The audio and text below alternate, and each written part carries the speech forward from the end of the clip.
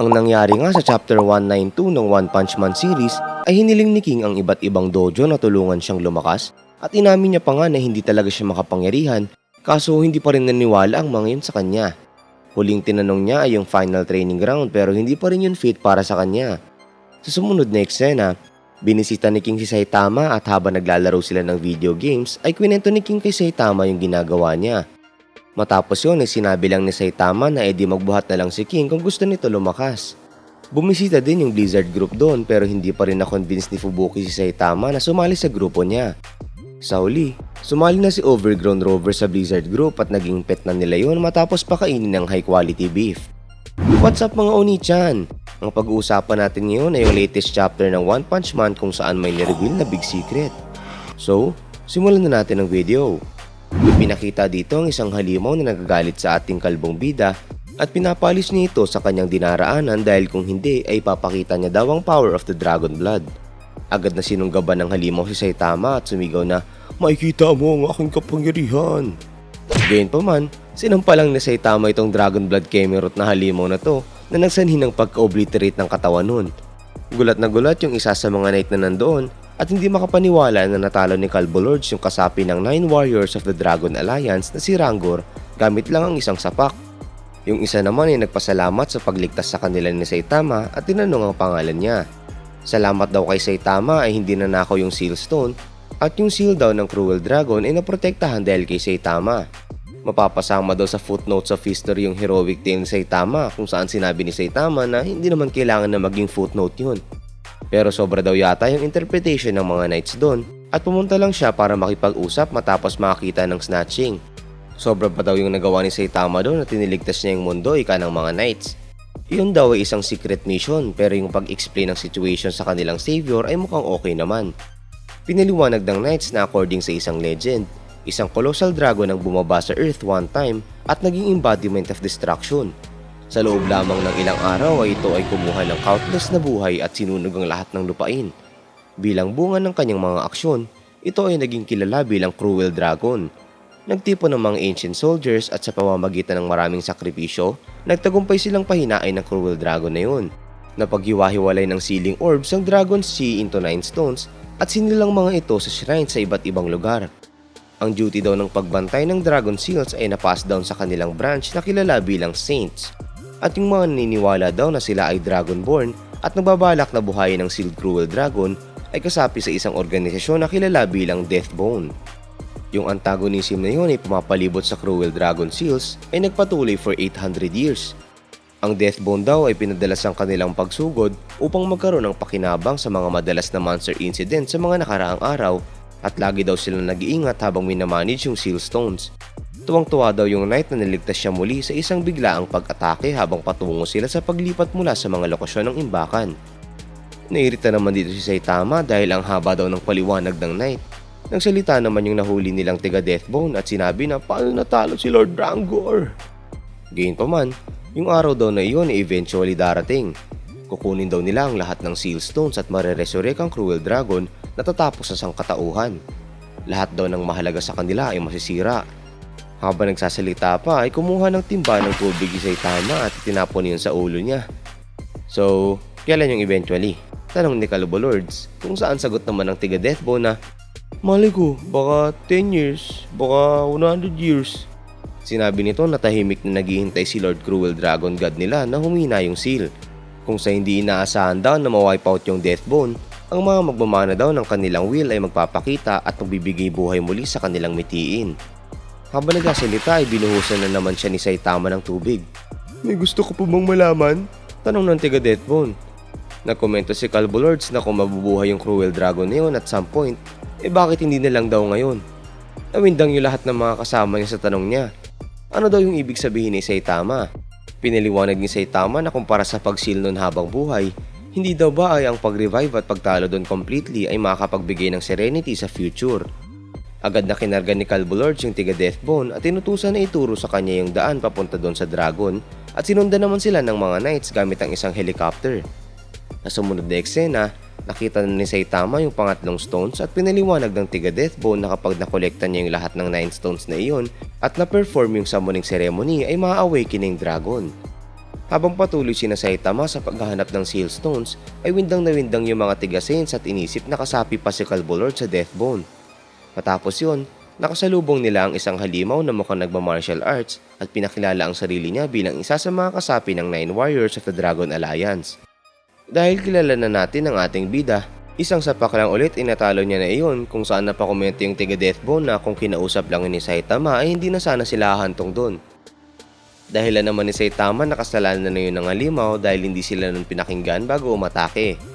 Sa sumunod na eksena ay nakuha na nila Saitama ang lahat ng 9 Seal Stones at pinasimulan na agad yung summoning ceremony sa tiga Deathbone dahil pupunta daw yung kaibigan niya maya-maya para maglaro. Agad na sinimulan ng tiga Deathbone yung summoning at di nagtagal. Lumabas na kilala nilang Cruel Dragon at sinabi nito na sa wakas ay dumating na ang oras. Ang puot na kanyang naipon sa mga nagdaang taon ay babayaran ng buhay ng lahat ng tao. Nagpalabas ito ng makapangyarihang enerhiya galing sa kanyang bibig. Gayunpaman, matapos ang pagpapahype ng paglabas ng kalam makapangyarihan na nilalang, ay winanshot lang ulit yun ng ating Calbolords. Windang na windang yung tiga Deathbone habang nagpapacheer up sa tuwa yung tiga Saints. Sa sumunod na eksena, naglalaro na si Saitama at King ng paborito nilang video game. Habang kinikwento ni Saitama ang napagdaanan niya, biglang may nagring ng doorbell na kung saan inisip ni King na baka si Genos yun. Pagbukas niya ng pinto, lumalabas si Flashy Flash pala yun at nagkomento ito ng mukhang libre siya. Hiniling ni Flashy Flash at tulungan siya ni Saitama na hanapin si Manako. Iyon daw ay isang important exotic animal in reference sa Monster Association. Habang nagpapaliwanag pa si Flashy Flash na kung maging useful si Saitama ay pwede niya itong gawing disciple, ay agad lang sinara ni Saitama yung pintuan sa mukha niya. Nairito dito si Flashy Flash at sinabi na anong kalokohan to habang napapasilip naman si Genos dahil narinig niya yung salitang disciple. Napatanong si King kung sino yun at bakit bigla niyang sinara yung pinto, kung saan pinaliwanag ni Saitama na mukhang nakakairita yung nakausap niya. Pinaliwanag ni Flashy Flash na meron siyang importanteng business doon at kung hindi daw nila bubuksan yung pinto ay sisipain niya yon para mabuksan. Habang naghahanda ay nilabasan ni Genos si Flashy Flash at tinanong kung ano yung ginagawa nun sa harapan ng room ng master niya. Sino naman daw yung master ni Genos at nandun lang daw siya para puntahan si Saitama from A-class. Meron daw ba siyang objections dun?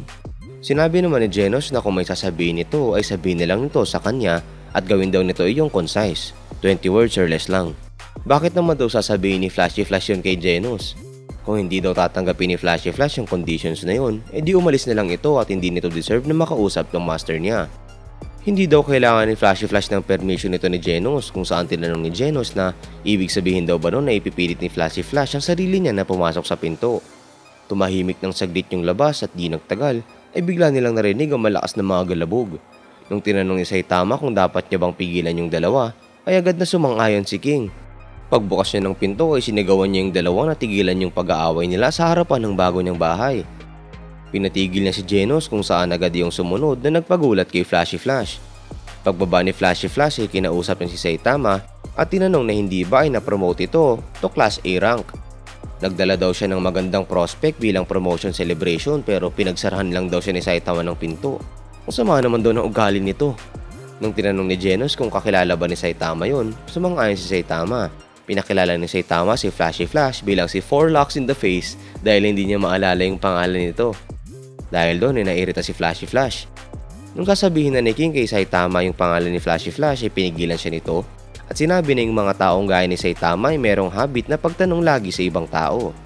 Sa rate daw na yun ay hindi matututo si Saitama kaya hayaan daw niyang maalala yun ni Calbolords. Napakomento si Genos na mukhang nag-aalam master si Flashy Flash doon. Napapapoker face na lang si Flashy Flash habang inaalala ni Saitama yung pangalan niya at di nagtagal, confident na sinabi ni Saitama na yung pangalan niya ay Clavicle Smash na lalong nagpairita sa kanya. Biglang pumasok si Flashy Flash sa bahay ni Saitama at sinabi kina King na meron silang pag-uusapang confidential kaya kailangan mo na silang iwan. Inasar niya rin si Genos sa tinawag na aso. Sa sumunod na eksena ay sinabi ni Flashy Flash kay Saitama na dapat ay maging disciple niya ito.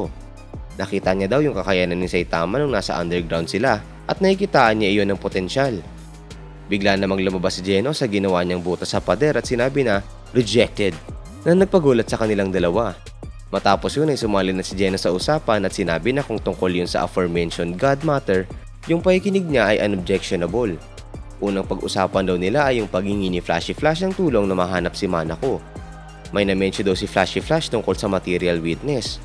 Ano daw yung gagawin niya matapos niyang mahanap yun? Bubugbugin para magsalita? Depende naman daw kung paano yan magre-react, sagot ni Flashy.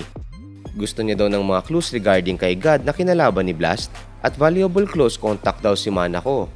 Intuition niya lang daw ito pero meron siyang pakiramdam na kapag may nakuha pa siyang onting clues ay ma-uncover na nila ang isang malaking sikreto ng tinatawag nilang God.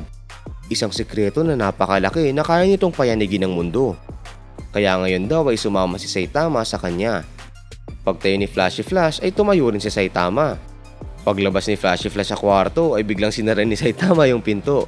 Iritang-iritang sinabi ni Flashy Flash na tigilan na iyon ni Cape Baldy. Paano daw yun? Ayaw daw ni Saitama na sumama sa taong tinatawag siya ng kung ano-ano. Sa huli, sinipa ni Flashy Flash yung pinto at tinama si Saitama na kalabanin siya at ipaparealize siya daw sa ating Kalbo Lords kung gaano siya ka-inexperience. At siya nagtatapos ang videong ito. Sa tingin nyo, anong sikreto kaya ni God yung tinutukoy niya? Kakayanin kaya ni Flashy Flash na masugatan man lang si Saitama? Rate your comments down below. Kung gusto mo pa ng iba pang anime at manga reviews, huwag kalimutang mag-like and subscribe para maging updated ka sa mga susunod na bagong videos. At kung gusto mong mapanood ang iba pang anime series na nire-release namin, ay check mo lang sa playlist tab on the YT app. Oni-chan?